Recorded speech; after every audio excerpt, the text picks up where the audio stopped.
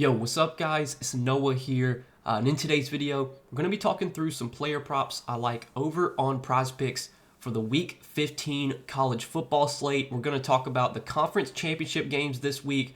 We got some games on Friday, we got some games on Saturday. Specifically for this video, we're just going to give out picks from the Saturday games. So there's 5 games on Saturday. We got the Big 12 championship, we got the MAC championship, SEC championship, Big 10 championship, and then the ACC championship game. So it's a 5-game slate, and then again, there's 4 games on Friday. I'm recording this video on Thursday, so I'm going to be gone this weekend, and I'm not going to be able to make any videos this weekend, so I'm trying to get all my videos recorded before I leave. So I'm recording this video on Thursday, and I'm going to post it. I'm going to make it public on YouTube on Friday. So I'm hoping by the time this video goes live on YouTube, these plays won't have bumped, and you guys will be able to get them in. But we got 3 picks that we're going to give out specifically for these Saturday games. As always, we're going to break down these plays and give some information, some analysis behind why I do like these plays. Now, before we get started, guys, make sure that you hit that like button down below if you enjoy these Prizepicks videos.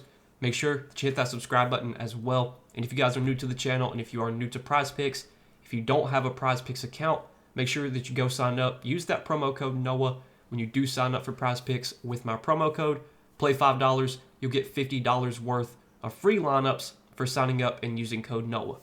And then also, I do want to give a quick shout out to Sleeper because we do have a partnership with Sleeper as well. You guys can go sign up for Sleeper. Use promo code NOAH over there. Get your first deposit matched up to $100, as well as you'll get a free $20 entry. So just for signing up for Sleeper, they're going to give you a $20 entry. That's no deposit required, so you get that free entry without even having to put any money in. So it's a win-win for you guys. It's a way for you to be able to potentially win some money on Sleeper without even having to put any money in. Highly recommend that you get over to Sleeper, try out their app, take advantage of this free entry while they're running it for new users. Again, if you don't have an account on Sleeper, use that code NOAH when you do sign up. Sleeper does offer college football, so you can take picks there, the picks that I give out in this video. If you want to make an account on Sleeper, use your free entry on those picks. You'll have a chance to win, probably 5 or 6x, depending on what the payout is on those Sleeper plays. And again, it's no money even required for you to put into that free entry. So definitely go check out Sleeper, guys. And again, use that code NOAH if you don't have an account on Sleeper. But before we do talk through our Prizepicks plays for this week, I do want to recap the plays that we gave out last week for Week 14. So last week was an absolutely terrible week for us. We went 0-3 on the 3 picks we gave out last week. All 3 plays were just terrible reads on my part. We took an over on Bryce Underwood, who played terribly. Michigan's offense looked terrible last week at home. I didn't expect them to be as bad as they were at home. I know they were facing Ohio State, a good defense, but man, they couldn't get anything going on offense. And then we took an under on Jaden Ball. Jaden Ball had 200 rush yards last week. I think he had 30 carries. He was just getting fed the ball.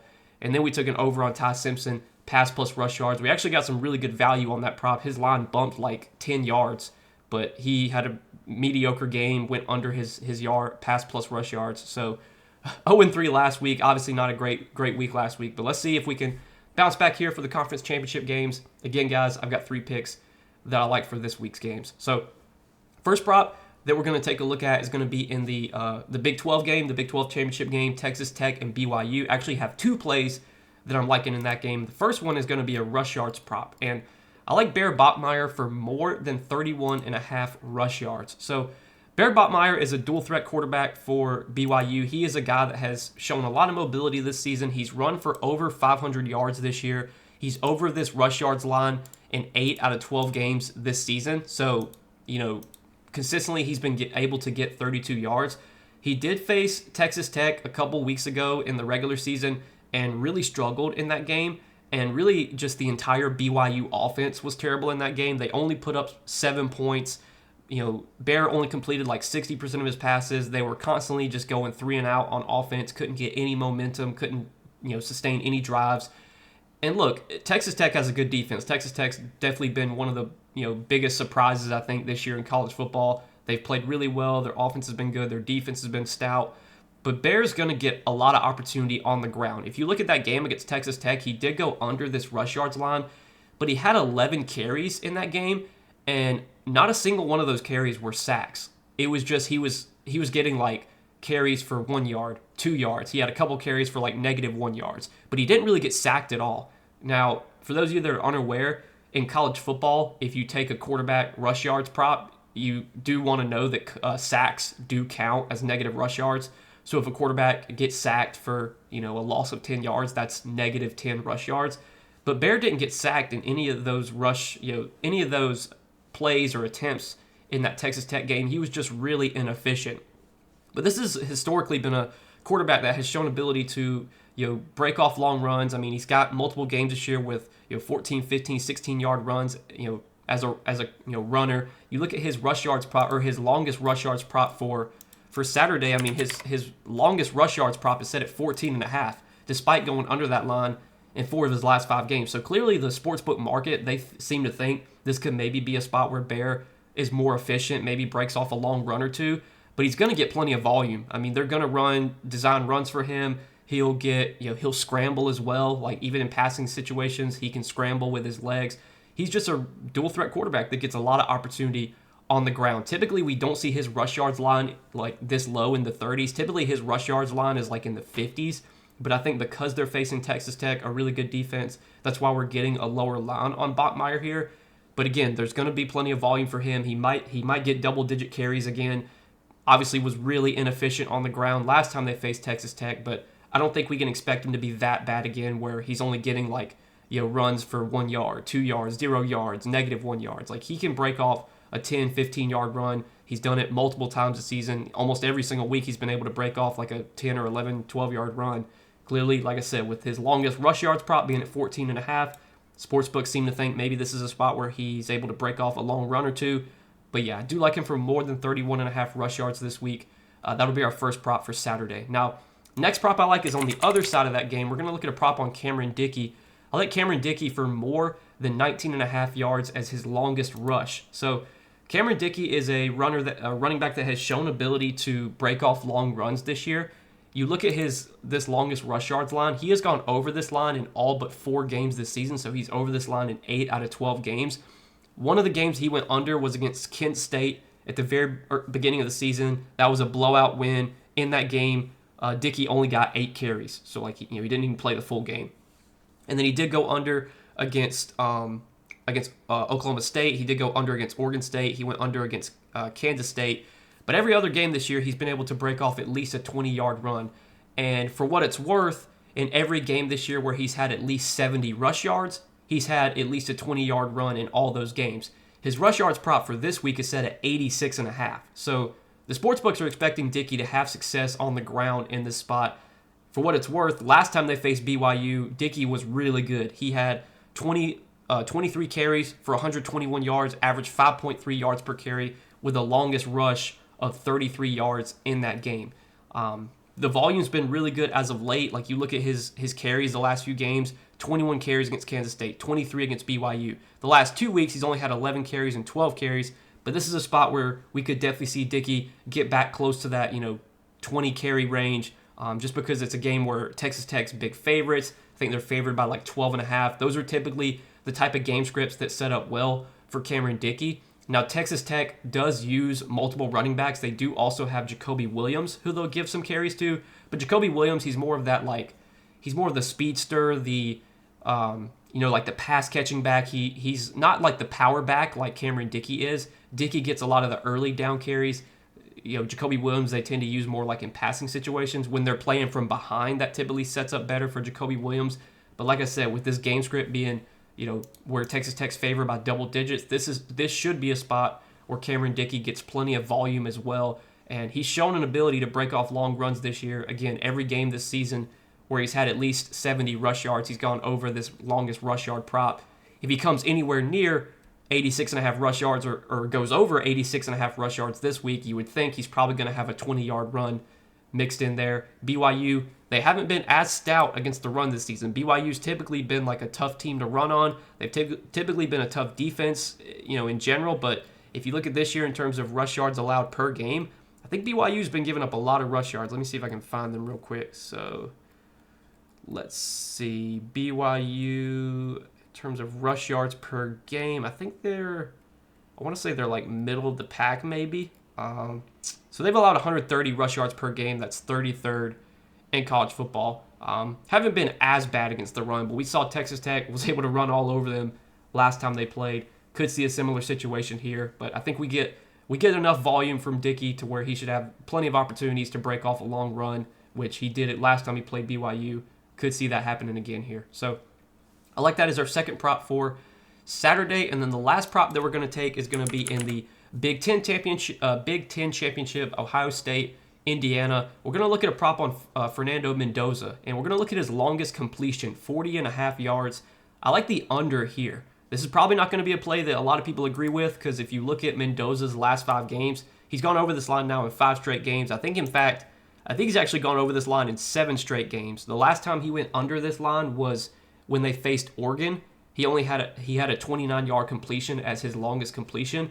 And this sets up as like a similar matchup to that one. We saw him not be able to complete long passes against that Oregon defense, a really stout defense. Well, now he's going to be facing Ohio State, who has by far the best defense in college football, especially against the pass. This season, Ohio State is only allowing 125 pass yards per game, which is by far the fewest in college football. Now, sure, Mendoza's played incredibly well this year. Indiana's offense has looked really good. Indiana has been another team that has been like a big surprise this season. I'll be honest, I'm kind of like an Indiana hater. Like I'm thinking eventually Indiana, the wheels are going to fall off. They're going to regress a little bit, come back to life.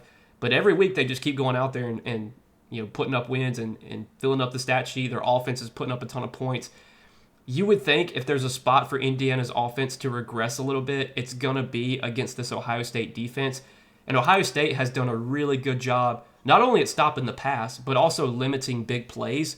Only 2 quarterbacks all season have had a 41-yard completion against this Ohio State defense. I think Parker Navarro, Ohio's quarterback, he had a long completion against Ohio State like early on in the season. It was for I think 60 yards. I'm going to pull that up real quick. So Navarro in week 3,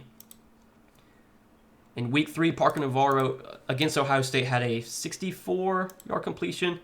Yeah, he had let's see. I'm going to pull it up. He only threw for 94 yards in that game, but his longest completion, I believe, was for 60 yards. Yeah, 67 yards.